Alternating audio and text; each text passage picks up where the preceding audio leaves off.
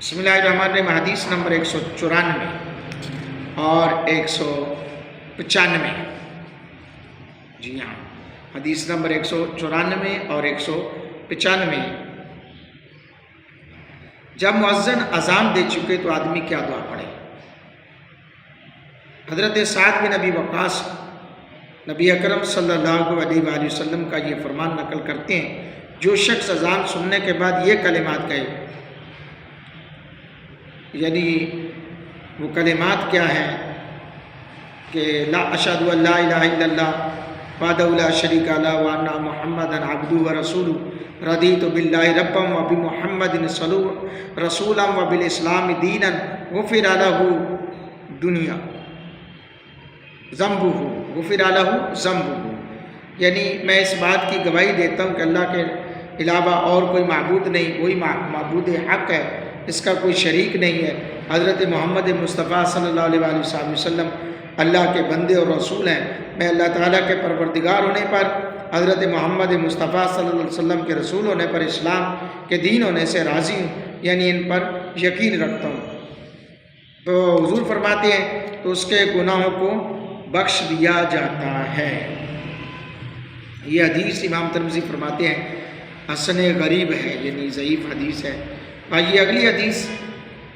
حضرت جابر بن عبداللہ بیان کرتے ہیں نبی اکرم صلی اللہ علیہ وآلہ وسلم نے ارشاد فرمایا، جو شخص اذان سن کر یہ پڑھے اللہم رب هذه الدعوة التامة والصلاة القائمة آتی محمد الوسیلة والفضیلة وابعثه مقاما محمودا الذي وعدته الا حلت له شفاعت یوم القیامہ. آپ فرماتے ہیں کہ جو شخص اذان سن کر یہ پڑھے، اے اللہ، اے اس دعوت کامل کے رب، اس نتیجے میں کھڑی ہونے والی جماعت کے پروردگار، تو حضرت محمد صلی اللہ علیہ وسلم کو وسیلہ اور فضیلت عطا فرما اور انہیں اس مقام محمود پر فیض کر دے جس کا تو نے ان سے وعدہ کیا ہے.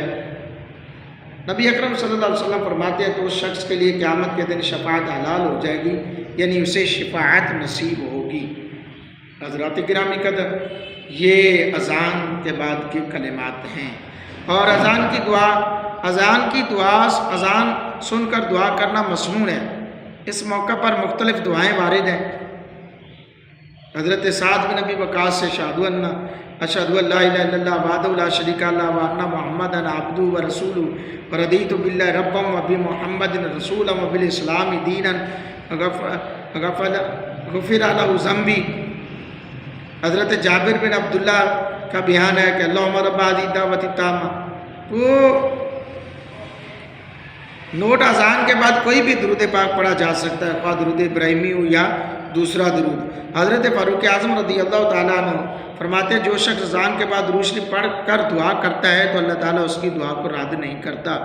صحیح المسلم مشکات جامع ترمذی جلد نمبر 2 صفحہ نمبر 38 پر یہ موجود ہے.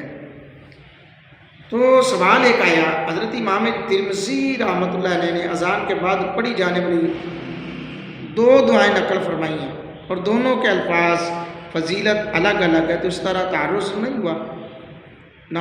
جواب ہے اذان سن کر دونوں میں سے جو بھی دعا کی جائے جائز ہے، یعنی دعاؤں کے انتخاب میں پڑھنے والے کو اختیار ہے.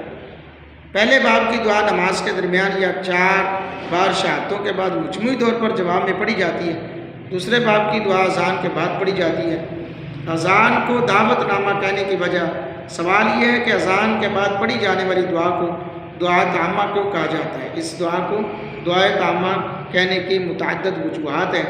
اس میں شرک سے بیزاری کا اظہار کیا گیا ہے. یہ دعا تعصب و قیامت باقی جاری رہے گی. یہ دعا اس قابل ہے کہ باوضو قبلہ رخ بلند آواز ترتیل کے ساتھ اور دیگر آداب کو پیش نظر رکھ کر کی جاتی ہے. کلمہ طیبہ افضل الذکر ہے اور یہ دعا اس پر مشتمل ہونے کے سبب دعوت تامہ قرار دیتی ہے. اللہ رب العالمین ہم سب کو نبی رحمت صلی اللہ علیہ وسلم کے توسل سے نیک اعمال کی توفیق عطا فرمائے. آمین.